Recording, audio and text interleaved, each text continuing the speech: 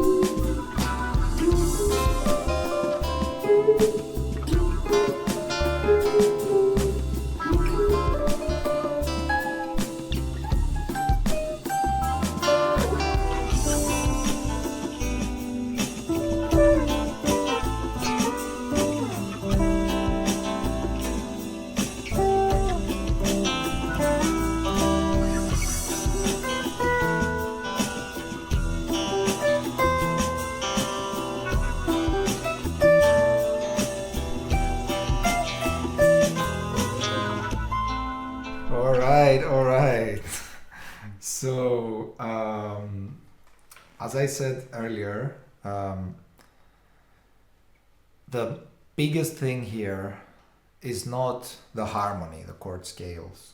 It's not even the structure, to be honest. Well, the structure is super important, but the biggest thing here is that this whole process of the track that we called Storytellers was meant to like train the students to engage in a process which will help them understand the concept of creating themes, creating original themes.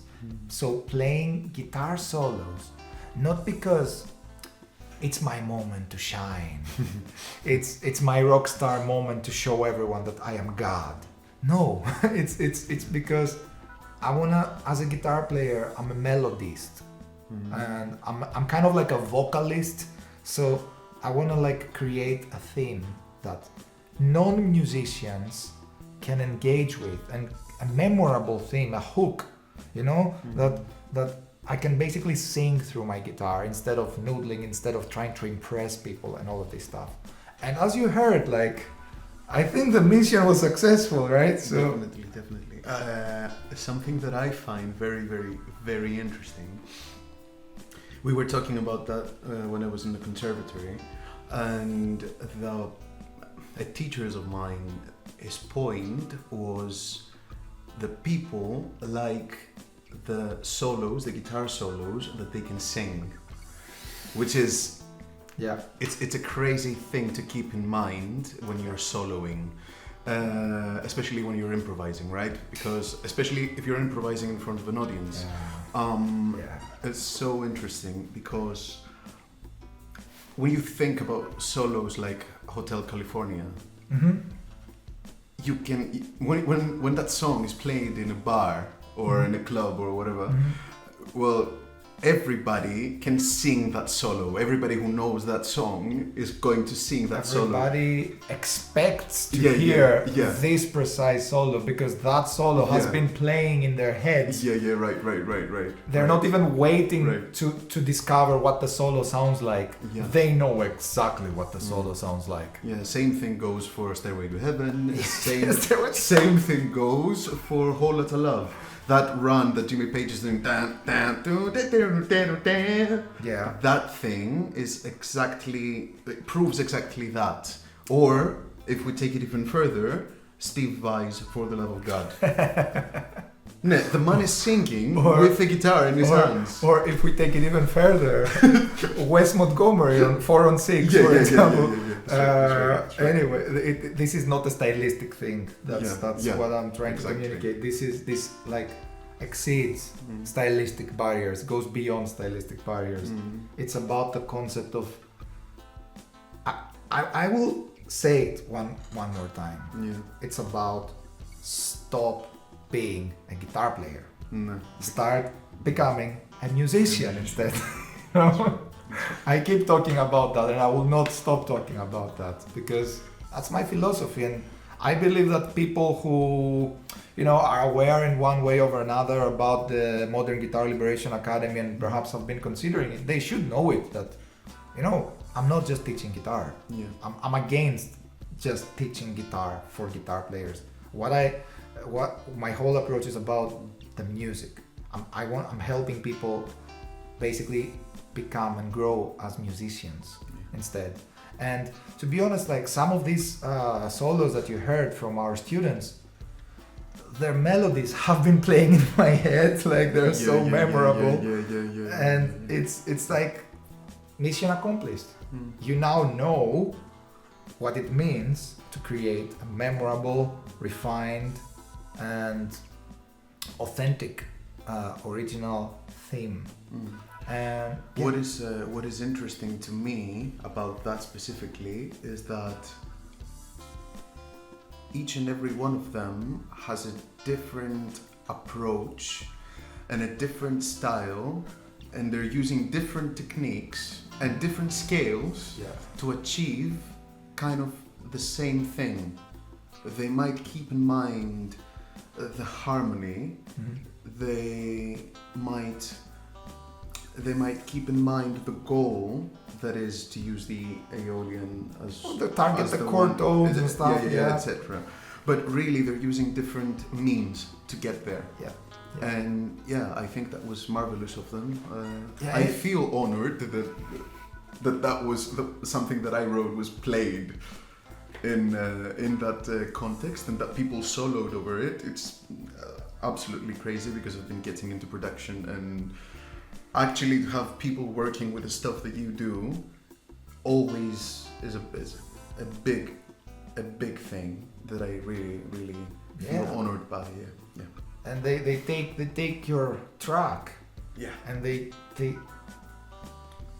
transform it into something else. They give it like their own flavor, their own twist. That's awesome, man. Definitely. And it's very, very important to communicate the message here, that guys and girls, when you people, when you go to have like lessons with someone, when you are looking for your mentor on the guitar and stuff, it's not really about I'll go to this guy because I want to play like this guy.